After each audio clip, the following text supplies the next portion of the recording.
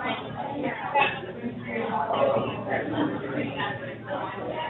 this is Francisco with A. Thank you for joining our policy briefing, along with Policy Link and some other groups.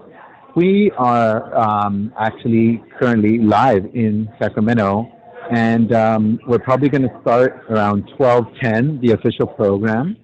So if you want to take a break and get a drink, and we'll be back. Currently, I think it's Hilda. Are you on the call? Yeah, I am. Can you hear me? Okay, wonderful. Great. Well, I hope you don't mind that it's going to take us a few minutes to get started. Okay, thank you. No problem.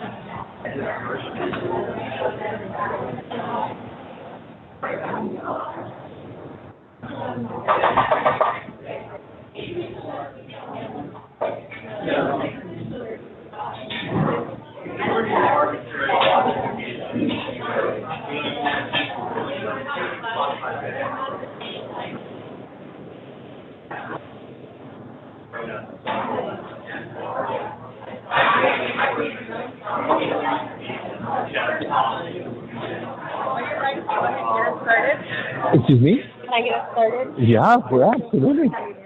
No problem.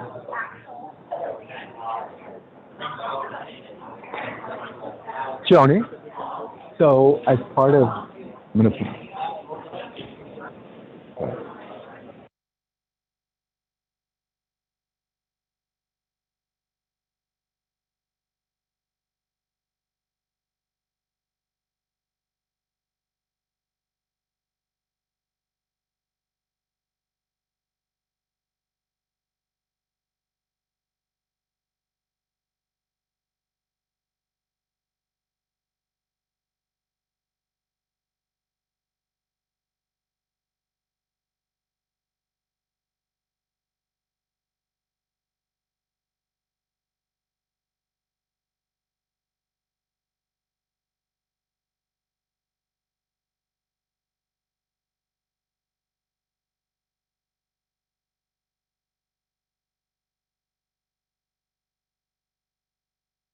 pick it up. You're good. Good afternoon. Is the mic on? Good afternoon. I know some of you are still getting lunch, but I think we're going to go ahead and get started. We're doing something a little different today, so please bear with us. I am wearing a headset because we're actually trying to share this via Zoom. We had a lot of people who wanted to join today's conversation but weren't able to be here in person. So we look a little silly carrying a phone while we talk to you, but hopefully it doesn't interfere with our conversation today. My name is Shioni Flegel. I am a managing director at Policy Link. We're a national racial and economic equity organization. We have the pleasure of working with many of you, either as advocacy partners or as partners in the legislature who are helping to carry the work forward to improve outcomes for low-income people and people of color here in California. Today we're going to be talking about renters and rent stabilization strategies. We have a great group of speakers: Christina Livingston, the executive director at ACE, Anna Cash, who runs the Urban Displacement Project at UC Berkeley, and Claudia Monterosa, who is the director of policy and planning for the City of Los Angeles Housing Development. So before we get started, I did want to acknowledge, as we usually do at these luncheons, that we are on the ancestral lands of the Maidu people. Some of you have asked why we do this acknowledgement, so I might spend just a minute saying that we think it's really important to bring visibility to our Native American brothers and sisters and their experience as advocates working to address issues impacting communities of color. We know that we can do better at that. We often leave out the stories of our Indigenous partners and their struggle. They are still here, they're part of our community, their struggles are real, and our hope is that through our work and through really naming them as we dive into these conversations, that they stay present in your mind and in ours as we think about how these issues impact our communities across California. I'm going to get started by just sharing a little bit about why we're talking about renters today. There are 17 million renters in California, representing 45% of our households now. We often think about homeowners as kind of being model citizens, but here in California, if we live by that notion, we've immediately left out about half of our population. Renters are contributing over $246 billion a year to our economy in California. They have a significant impact on our economic well-being, but they themselves are not doing well. People of color are more likely to be renters in California, while roughly 1/3 of white households are renter households. 2/3 of Black households are renter households. So there's big disparities in who's actually renting and who's owning homes in California, and big disparities in how people are experiencing their role as a renter. Across the state, people are being affected by the dramatic increase that we've seen in rents. Over half of Californians, actually almost 60% of Californians, are paying too much for rent. That means that they're paying more than 1/3 of their income every month. They're spending more than 1/3 of their income on rent. But again, that experience is varied across the renter population. So for middle-income families, about 40% of them are rent burdened. For low-income families, 65% are rent burdened. If you go even deeper and look at very low-income renters, over 85% of very low-income renter households are rent burdened, and half of them are actually paying more than half of their rent or half of their income on rent. So huge disparities in how people are experiencing this. It's easy to forget what that actually means, but what we know it means for our experience partnering with community is we know it means people are making really hard choices. They're making choices about, do I pay the rent or do I get medical care for my child? Do I pay the rent or am I able to buy food, water, school supplies, and many other things that families need, transportation to get to work? We also know that cost burden is increasingly driving a whole host of terrible outcomes for families that are destabilizing not only their homes, but their entire communities, and our speakers are going to dig into that a bit more.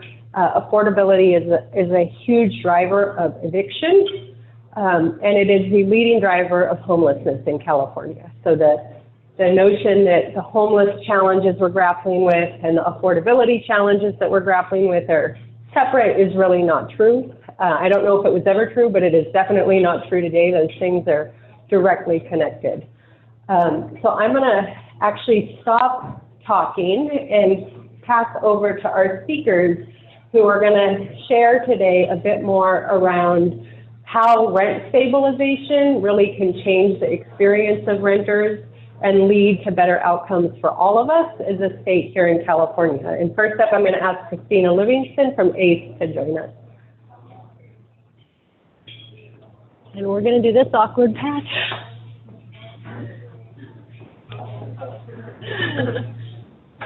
Technology. Thank you, Tierney. So I just want to start by saying, so my name is Christina Livingston. I'm the executive director of the community group ACE, which means that I'm not a policy person, I'm not a data person, I'm an organizer. And I come to this site not from understanding what are all of the economic implications or what are all of the implications on development, but more what are the implications on people's lives who are struggling throughout the state of California. She only did, start to talk about the scale of the problem, that there are 17 million renters, that almost 60% of them are rent burdened, that there are lots of people paying actually 50, 60, 70% of their income on rent. She didn't touch on the homelessness rates that have been exploding, but you all know that you see that outside. You know that homelessness has increased by double digits. You may know or may not know that in places like Los Angeles that the homelessness rate for seniors increased 22% in 2018 alone. There are vulnerable populations who are being not just destabilized, but whose lives are actually being ruined by our lack of action to create real rent stability for people's lives. And I just wanted to share a couple of the stories of people who are experiencing these problems, because you will hear a lot of really good data and a lot of really good policy solutions, but it's important to keep in mind that our action or our inaction has real consequences on real people's lives. So a couple of those people that come to mind for me are folks like Elsa Stevens or Audrey Jenkins, who live in a place called Heritage Apartment Complex in Richmond. They are senior citizens. They live on a fixed income. And every single year, their landlord tries to increase their rent by 10% or more. Their income in Social Security does not go up 10%. It doesn't go up 1% in lots of years. And every single year, these seniors are at risk of being put out onto the street. I met a woman yesterday as I was at a lobby day for the Dream Alliance, who said that she has been cutting in half her insulin shots because she actually cannot afford to both pay for her rent and get all of the insulin that she needs to control her diabetes. I am talking about people like our member Gloria Cortez in Los Angeles, who was pregnant and complained of mold and got evicted. And for a year plus, she and her husband and her 4 kids and her new baby have been homeless, living in hotels, living on people's couches, living in a car, living in a U-Haul, for having complained about mold. And I'm also talking about me. Even though I have got a good job, I have been displaced 3 times in the last 7 years. I have a 3-year-old and a 4-year-old, and I have dragged them from city to city to city as I look for a place that I can afford to pay the rent at and be able to pay for daycare with somebody that I trust with my children. These are real hard choices that people are making. I know that there's a lot of attention being paid to this 3 Ps framework. For those of you who aren't familiar, the 3 Ps are protections for tenants, preservation of existing affordable housing, and production of new housing. And I totally agree that we need all 3 of those Ps to get us out of this crisis. But what I know deep in my heart is that if we do not first focus on the protection piece, what we are going to be doing is exacerbating the pain that people are experiencing for a future California that is going to belong to who knows who. Because what I have noticed is that there has been a forced migration of people of color from our urban centers. They're forced onto the streets. They're forced into far-flung communities that are not connected to their social networks. They're forced out of the state. That is not the California I want to be a part of, and I'm sure it's not the California you want to be a part of either. So, as we are talking today about some of the data, as we're talking about some of the policy solutions, I just want to remind you all to keep in mind people like Elsa and Gloria and me and my kids, and remember that our action or our inaction is really going to deeply affect your neighbors, your friends, maybe you, definitely me. Thank you. I would like to come and join us our next speaker, Anna Cash from the Urban Displacement Project. Okay. Thank you so much, Christina, for sharing those stories, and thanks to PolicyLink and ACE and partners for inviting me today to speak to you about the need to address displacement and strengthen protections for California's most vulnerable residents today. Let's see here. Any thoughts on this way? Still nothing. No.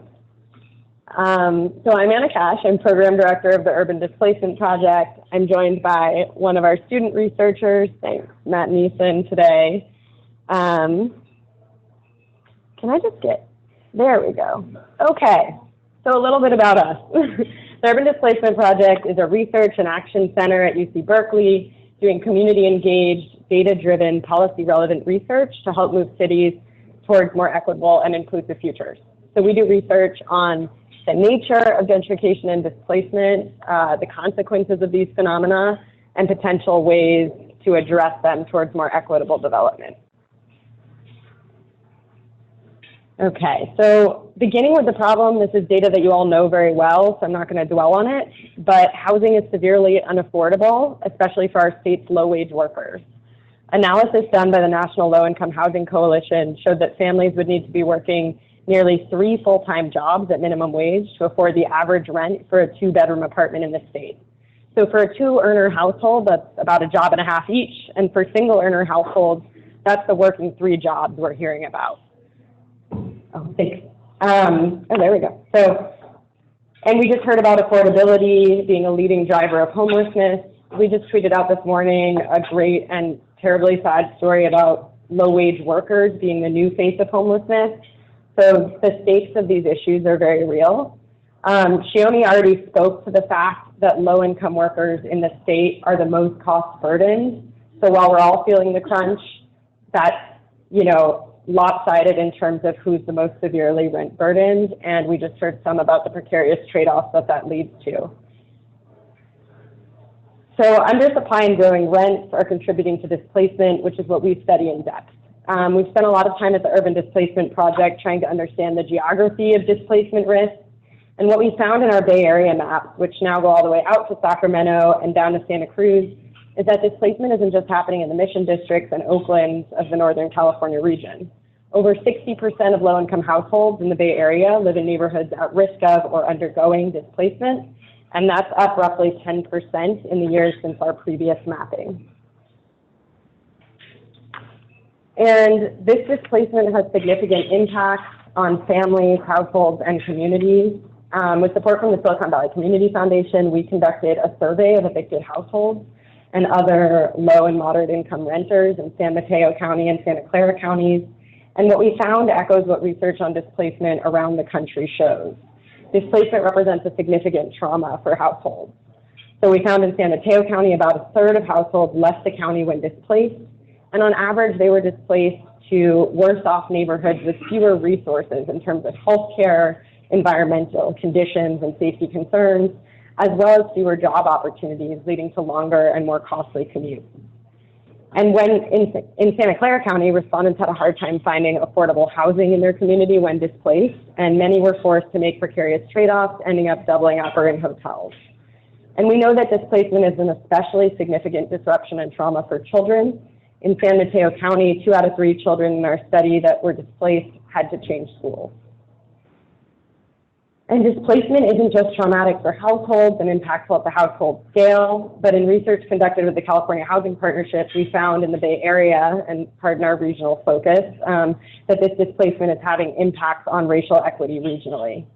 So Christina talked about that forced migration of people of color and the distance from social fabric that leads to. And so we've got some interactive maps online I would encourage you to take a look at.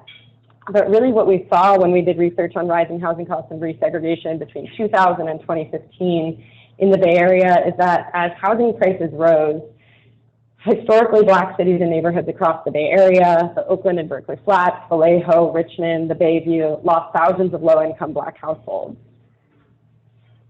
At the same time as these losses in low-income people of color, the Bay Area was seeing large increases in the number of low-income people of color living in areas that had become newly segregated and high poverty. So these striped areas you see on the map. So on the map, you can see the striped areas, and then in this chart, you can see that the share of low-income households living in segregated high poverty tracts in the Bay Area increased between 2000 and 2015. It's a little hard to see there, but this is especially true for certain racial groups. So depending on the racial group, much of that growth in the share of low-income people living in segregated high-poverty tracts, which is represented by the lighter orange in that chart, was people moving to tracts that weren't segregated in high poverty in 2000, but by the time of the research in 2015 were. So what this suggests is a link between rising housing costs and migration patterns contributing to new concentrations of segregation and poverty, at least in the Bay Area. And this connection points to a need to worry about these issues today before our regions look very different if we care about equitable access to opportunity. Now, we just heard a little bit about that three-piece framework, and our next speaker is going to dive more into the nitty-gritty of some of these anti-displacement policy strategies, but I wanted to touch on a few of the guiding principles that we think are key when considering these policies. So again, with the three Ps, protection, preservation, and production, we know that we need strategies across these three Ps, but we also think that it's really important to think about strategies that are both proactive and responsive. So how do you prevent people from being displaced, but also recognizing, as we can see from our research, that a lot of displacement is already underway? We need strategies that respond to that. So on the three Ps and production, first, there's no question that we're in a severe housing shortage, which is contributing to this displacement crisis. And we need to build more market rate housing because this housing crisis is affecting all income levels. Now, due to the hard work of you all and the legislators, we have made some strides towards accelerating the production of housing, but we also can't let ourselves think that just building more market rate housing is going to solve the affordability crisis for low-income households. A couple of years back, we published this research brief to look at the effects of housing production on displacement and housing burden for low-income tenants. And we found that even when median rent went down, the rate of housing burden for low-income tenants was not necessarily impacted. And how could that be, you might ask? It really points to the need to pay specific attention to rents at different scales, because although the high end might be coming down, it's not coming down enough to make units affordable to low-income households. So while we need more housing at all income levels, we need to do so in a way that makes sure that production is linked to protections. So more needs to be done to help tenants today to stem the tide of displacement and help keep people in their homes and communities. And in terms of some of the strategies we think about for how to stabilize neighborhoods while also accommodating future growth, we need to require the production of affordable housing, since as I showed before, it doesn't become affordable just by building more housing. And we need to do so in a way that doesn't hinder development. And places are becoming more sophisticated in their ways of creating affordability requirements that balance this. We also need to make sure we're not losing affordable units in the vicinity of new housing production. Los Angeles has been experimenting with some area-wide no net loss monitoring related to their transit-oriented communities plan, so there may be some lessons there. And then if we want inclusive and integrated communities, they're hard to achieve, so we need to pay attention to local history and context and be intentional about ensuring fair housing futures while not just resegregating our communities. So this means being thoughtful about opening up exclusive areas to low-income families through strategies like anti-source of income discrimination and production acceleration strategies that take fair housing needs into account. Finally, we need to proactively plan to stabilize before investments and investment incentives are announced.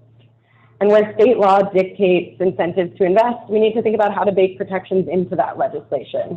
So through tenant protections and in some cases, targeting these incentives so they're not one size fits all and recognize the specific vulnerability of certain communities. That's a much better strategy than looking back after and thinking we could have done this better and avoided some of these negative consequences. So returning to my main point of needing to protect tenants from displacement today, even while we continue down the road of the long-term goal of building more housing, we need to remember that tenant protections are the exception, not the rule in California. Only 4% of California jurisdictions have protections over the cause of eviction. This means that everywhere else, tenants living in 464 cities and in unincorporated areas of our 58 counties can be evicted from their homes for no reason at all. And only 15 cities have some form of rent stabilization. So in the other 467 cities and parts of 58 counties, landlords can raise the rent by any amount. So there's a lot of strategies we could go into when talking about anti-displacement policy, but some of the hardest hitting policies and some which have been the most discussed could be first to shield tenants from rent hikes that force them out of their homes, and then protecting them from unfair evictions through a variety of mechanisms. So this is making sure that tenants can only be evicted for predetermined just causes, but also making sure that procedures are reasonable enough to give them time to respond something that this state legislature has tried to push for, and strengthening anti-retaliation so that it's not just the letter of the law for tenants to be able to complain about untenable housing conditions and be protected from eviction, but that that's actually enforced. And we heard about that from Christina.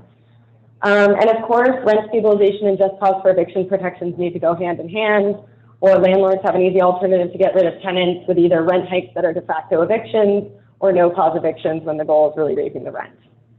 And finally, responding to displacement where it does happen, ensuring that tenants, especially low-income tenants and undocumented tenants, have access to legal counsel, since we know they have very little chance of defending themselves in court from evictions without it. And to wrap up, since rent stabilization is a place of active conversation, I wanted to touch on it just a bit to highlight some of what we know about the benefits, that it increases residential stability for renters, protects tenants from rapid rent hikes, and slows rates of displacement. And that while targeting to our most vulnerable populations isn't perfect, these are also the main beneficiaries of these programs. And I'm happy to speak to some of the other research on this. But with that, I'm going to turn it over to Claudia to go into a lot more depth on how rent stabilization works in practice. And in addition to other anti-displacement policy strategies, I'm happy to answer any questions during the Q&A.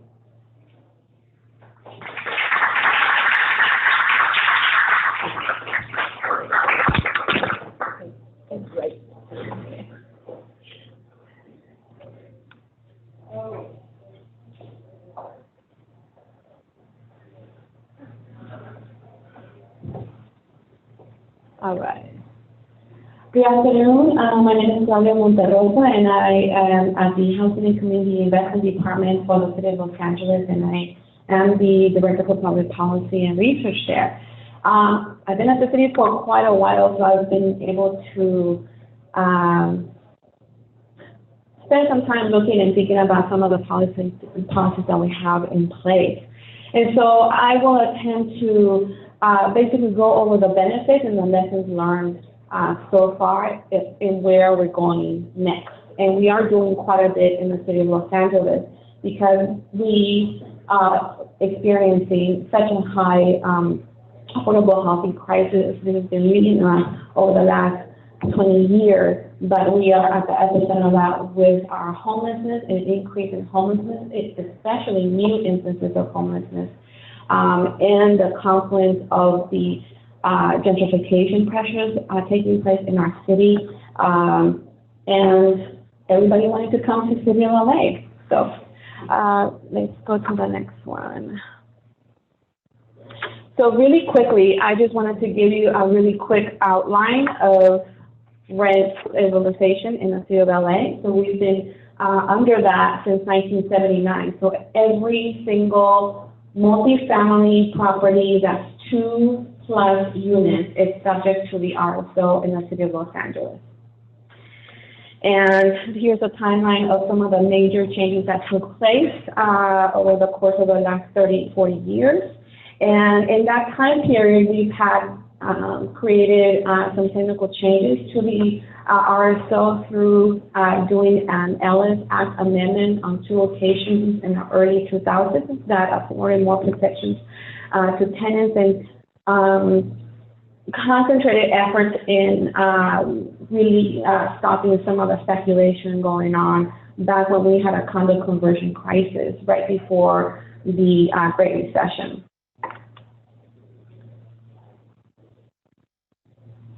I also wanted to give you a really quick snapshot of our housing stock. So we have about 1.4 million units. Out of those, 800,000 are subject to the systematic code enforcement. So in the city of Los Angeles, we have a systematic code enforcement. That means that every single unit that is a multifamily unit, 2 or more, are subject to a code inspection every 4 years.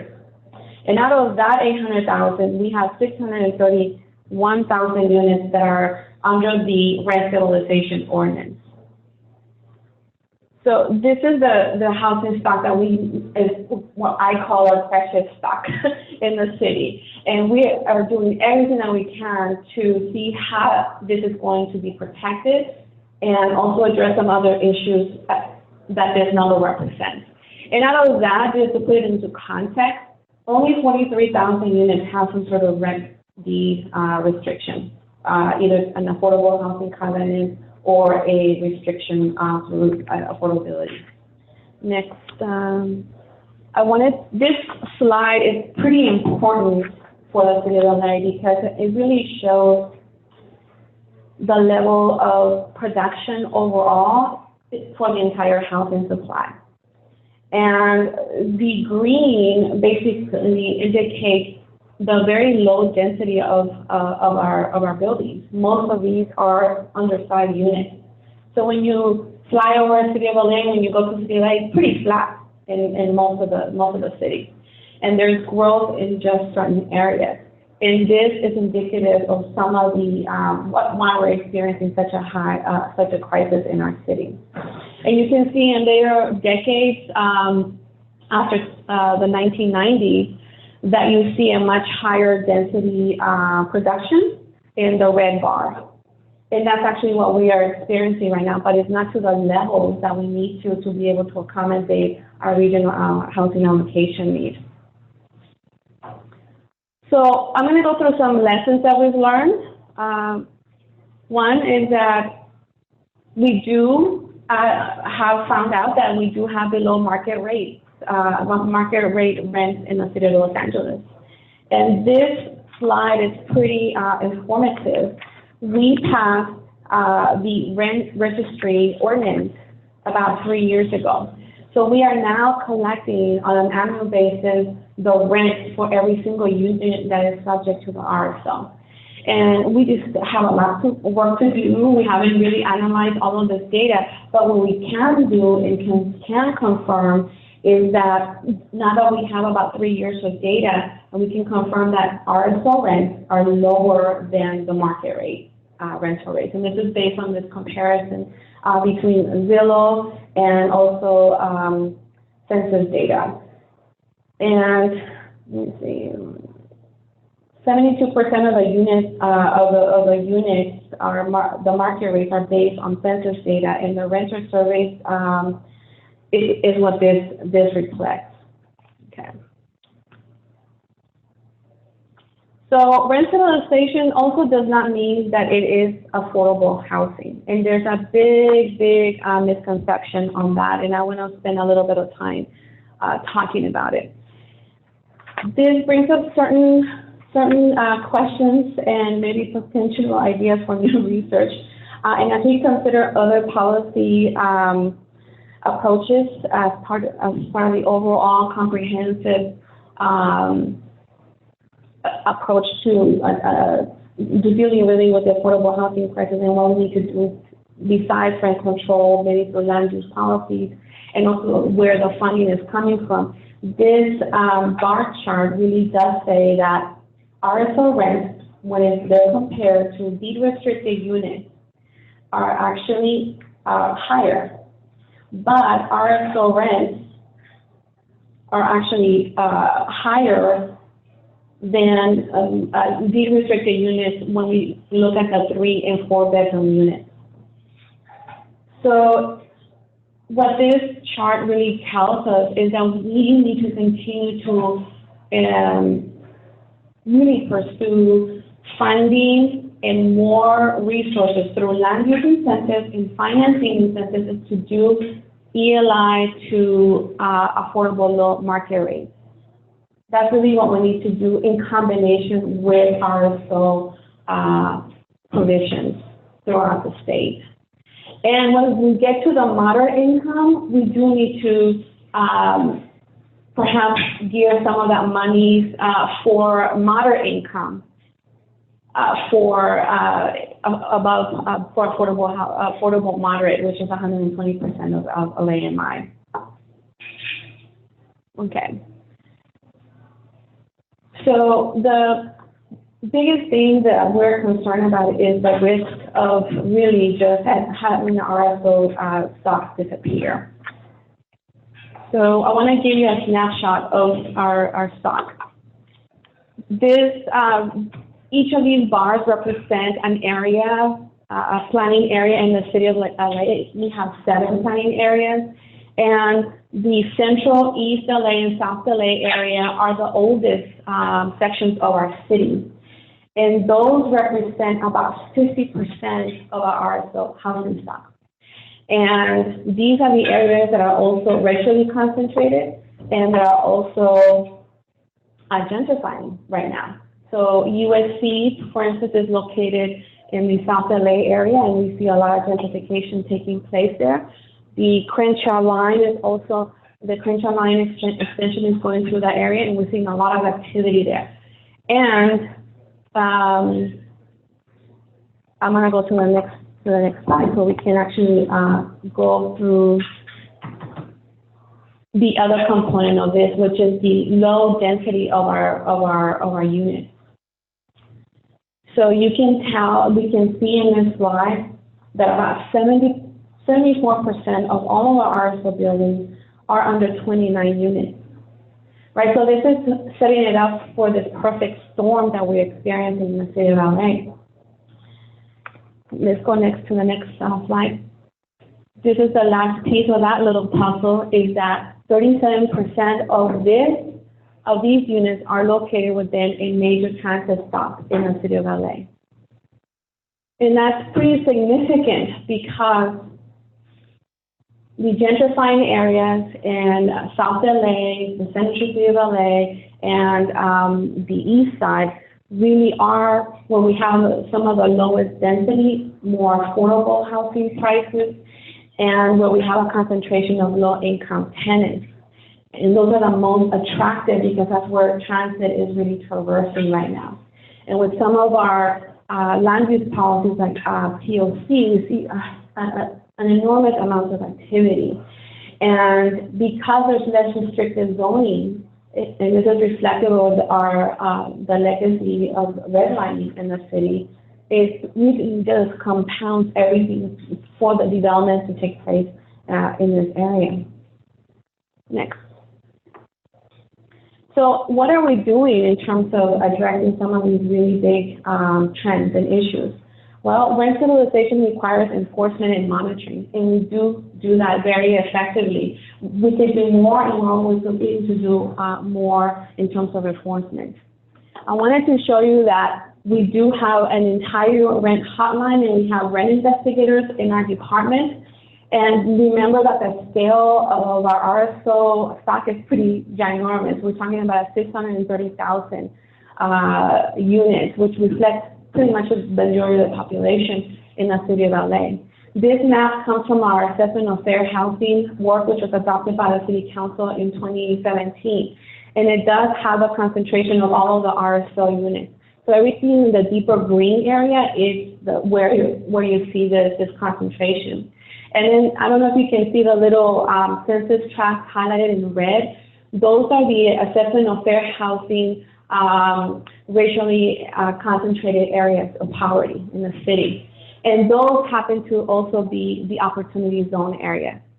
And just very briefly, this is a snapshot from 2014 to 2015, about 24% of all of our complaints that were received were because of illegal rent increases, and we deal with that. We help curb some of those illegal rent increases through our work. And that number has actually gone up more in recent years. The other tool that we utilize in terms of enforcement is our code enforcement program. We can go to the next slide. And we've had code enforcement now for almost 20 years. And as I said before, we inspect every unit, and that actually has trained landlords to be more compliant with habitability issues. And while before we used to have a lot more slum conditions in the city of LA, that has been significantly curbed down. But we do have this program that is called our rent escrow program, in which we put all non-compliant units into a rent escrow account, with tenants paying 50% of their rent that goes directly into that account until the landlord actually complies with that. The number of those instances have gone dramatically down, and now in 2017 we only have 707 of those units. But it's an excellent tool that we utilize to put landlords on notice and also protect them, and we do have an outreach and education campaign for both landlords and tenants to help inform them about that program. And it's been an effective enforcement tool. The other thing that we are doing, especially in the last 3 years, is revamping our outreach and education campaign. And this is really important because when you go to the city of LA, you don't think of the city of LA as having rent stabilization or rent control.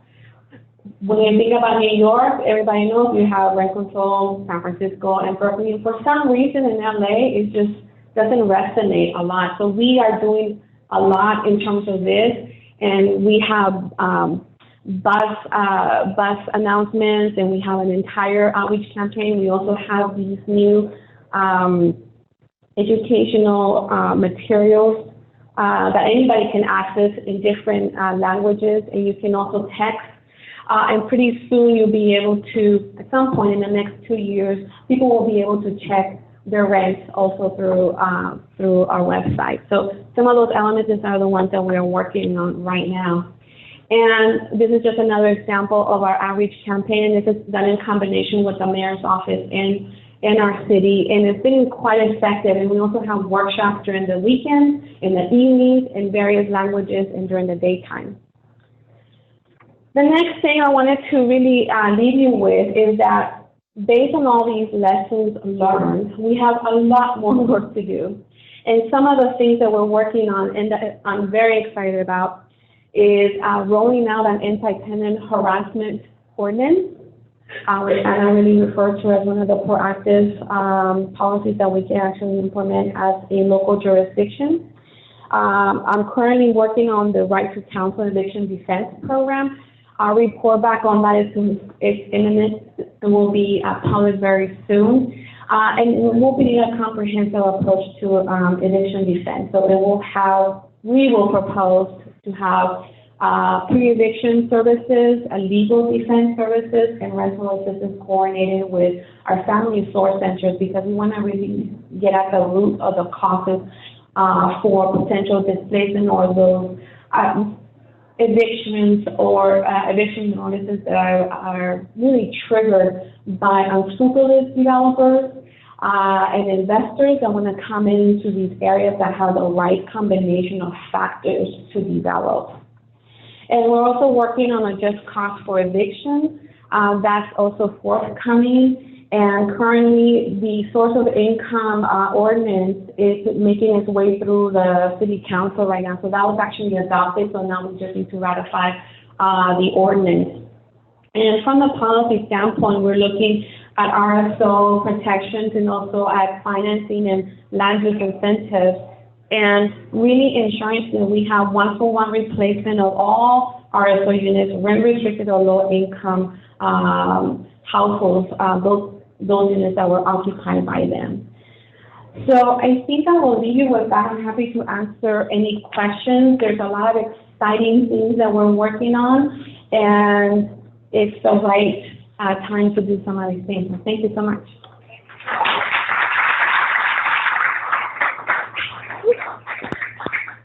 Okay, so why don't we open it up for questions for all of our speakers, and Francisco, I'm going to kind of change past the,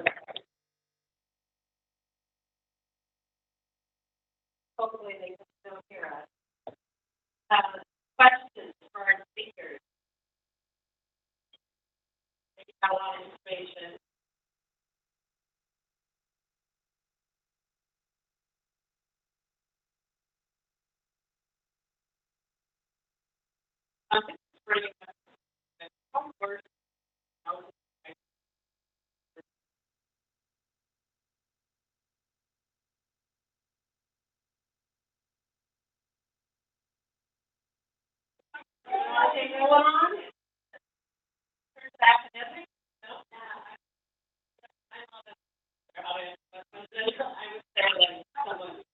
Yeah, I think like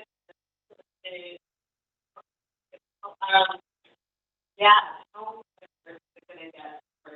I would just say that from a standpoint, as I said, between our, mapping 2 years back, and we're here to see places, we're seeing places touch the mega region, and we're seeing sort of ripple effects from that. So you have competition, Central Valley, okay, people in the Bay Area are kind of here.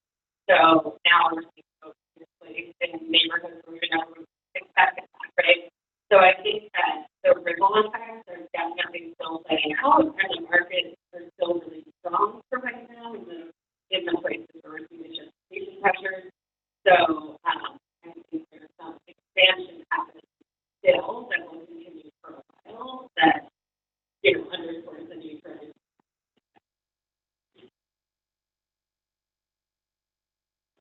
I need one to wait to see what happens next year with the point count. And see what that trend is, and that'll really have a huge impact for policymakers and for elected officials. But what happens in this year is really prompting a lot of policy that we want to be able to grow that from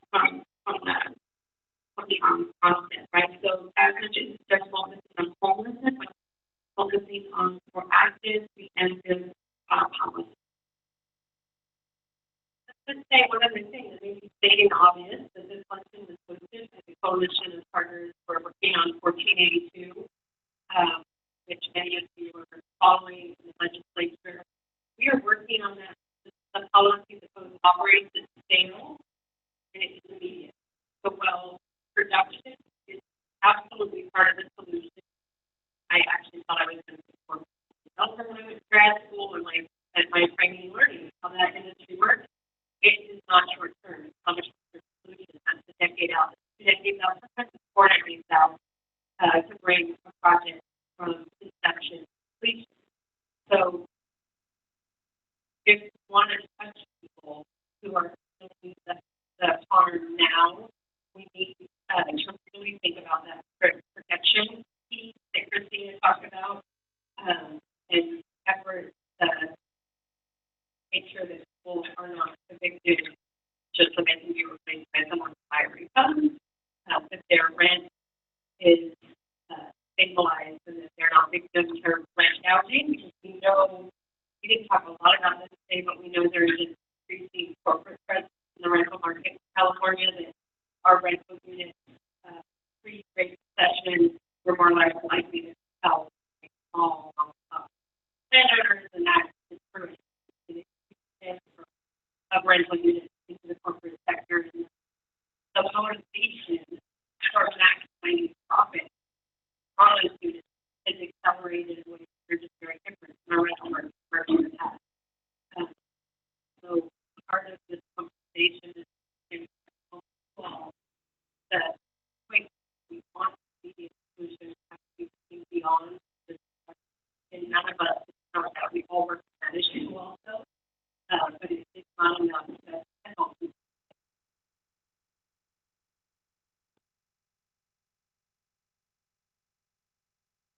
I just want to point out that we do have that handout 1482, which lays out what are the current participants of the bill.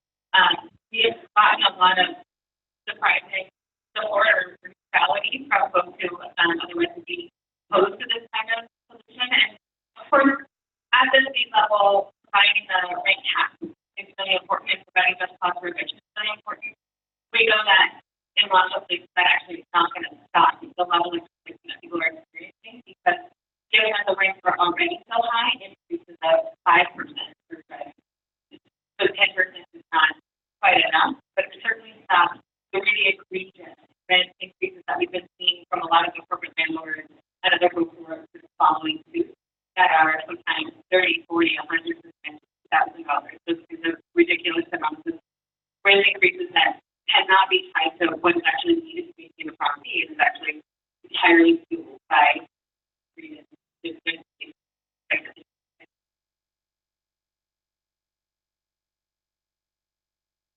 So I've been in a mix of conversations about the side about reforming CEQA, having starting cost production state more efficiently.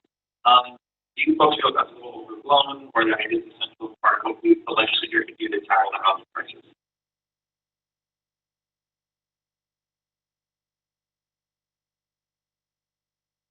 Yeah, I think as Jody was just discussing, and I was saying in my presentation, we have a housing shortage, and we need to figure out what the barriers to that are and try to unlock some of that development and make sure that's an important part of the puzzle. I think it's just the conversation today has been about making sure that we sort of stop some of the bleeding as we work on those solutions that I was trying to point out at the same time. But yeah, I think we're reform.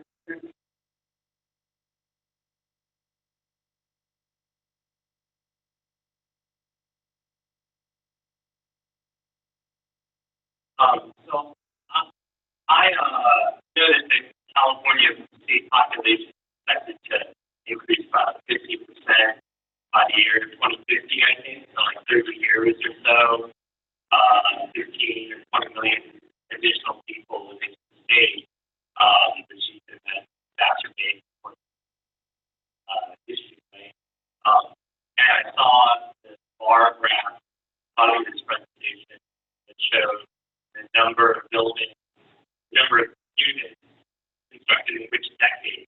You know, seemingly indicating far fewer units were built in the last 20 years than previous years. So my question is, to what extent do you attribute the decline in housing production to rent stabilization, you know, policies in Los Angeles? And would rent stabilization today hurt us in the long term of developing? You know, I just dealt that question for the principle that I'm learning. But like, would rent stabilization today be a short term improvement leading to the long term? What I guess about LA, and first you read this report, that's a bunch of copies of this. We did get one. I have a box of them in the back, but you take that question on there. So it's a two-part question there, but I think the short answer for vehicle rehabilitation and type of protection is their impact. I don't think they would have long-term impact. It's that for endless displacement ordinance. When units are removed from the rental market or landlord declaration, that's what we call it, for those units to come back line again, developers are choosing to be subject to the RSO as opposed to having for 80% requirement for removal of covenant.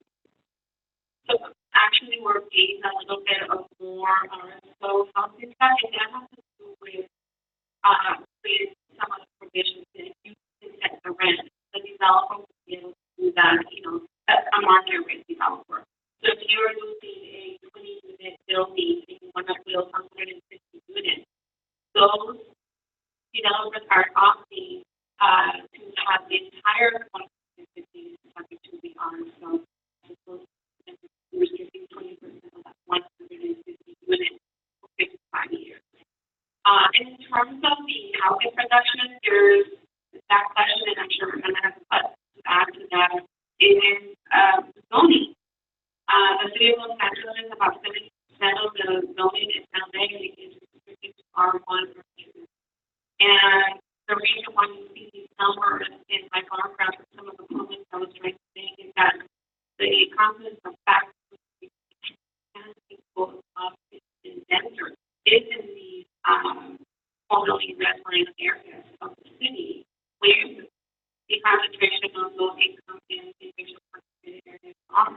This is where the development is taking place. When you go into more high resource areas, there's a lot more difficulty like denser. So it is an issue of density, and so the question about sequence for getting more units and the desire by those residents to approve denser, higher, bigger units. And so what we are seeing is development in the major transit areas and in major job centers. And what you're seeing is high-end luxury units, not the traditional, garden style or under 30-unit building. And I think Sharon can feedback on this if there's anything else to add from my report, which I heard you all read. But I think there isn't enough empirical research on the stabilization program, and there are a lot of different ways to design. And so I think we do need more empirical research on different things of, reducing anti-gouging and rent stabilization. Those are going to have very different impacts on market rate. And understanding how different policy designs work in different contexts, I think is really important. But there was some recent research out here in San Francisco from which a lot of people took as the first takeaway was that rent stabilization hurt supply. But I think what that research showed more than any constraint on new supply was that landlords were removing supply through condo conversion, through conversion of components, And I think, while we need to pay attention to that finding, we also need to, as Claudia pointed out, pay more attention to how we enforce on these programs. And then I think there is research, out of New York and New Jersey, even 100 plus jurisdictions with some form of regulation in Massachusetts, show that it doesn't perfectly apply. So I think, we need to listen to both sides of the findings, but also do more research on the various policy designs, even though it's an unsatisfying research or answer. I really believe it, and we're trying to do that. And then actually take us to the next question.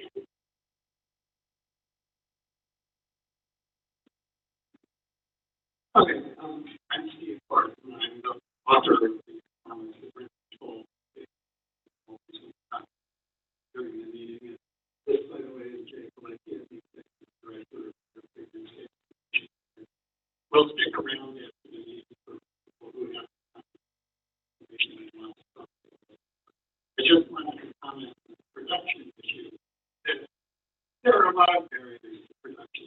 If you wipe out every land-use barrier for the business and CEQA regulations, there's this serious shortage of construction workers.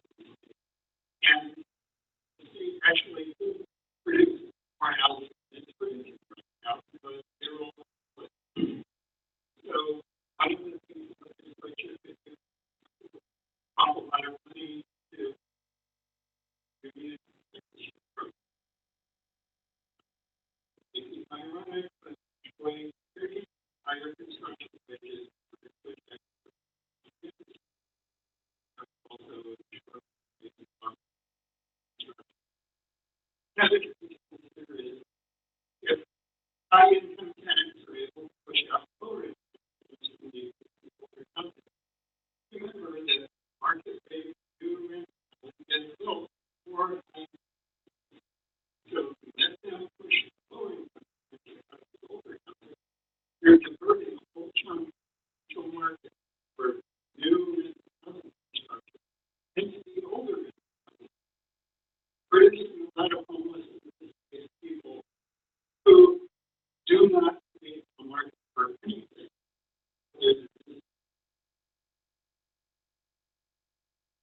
Any other questions?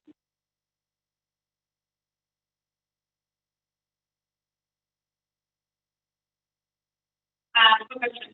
I'm also an organizer work with graduations and our lead students from South Sacramento here. And I was curious about if the conversation has been also about shelters. I know there's a lot of space to close shelters since the banding of work and what's needed. So that's one question. And the second one would be, what would be your piece of advice to youth advocates? Then we're talking about policy and strategies and how to use those that you can't do much. I don't really get it. What would be like practical action that youth advocates can do?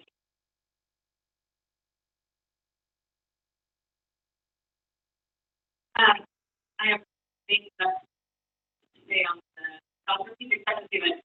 There are people who are unable. We should find ourselves in them while we're figuring out how to defend the permanent house. There's no reason to fix that people. But in terms of where like the action trying to take, the first thing that I'm sure you all will right through is that we just need to keep telling our stories all the time because the conversations do end up the way that this conversation happens, which is important. But we talk a lot about the details, we talk a lot about the impact, we talk a lot about, what this or that decision might mean. And we always lose like the real impact of what happens to people. And so the more we can tell those stories, the more we can get them pushed out, the more helpful it is to sort of break the noise. I would also say that it is, there are a lot of really exciting developments. There's people going down there and like organizing their buildings and actually sort of taking some control over what amount of rent that they are deciding to pay. There are rent strikes happening in LA. People are sort of taking their own economics into their own hands and saying, this is unjust and we will not participate in that unjust system, but it only happens if we can do it collectively. One or two people will get pushed down. So there are a lot of like really exciting kind of unions that are doing great work and that we can kind of folks too that have like a lot of experience here.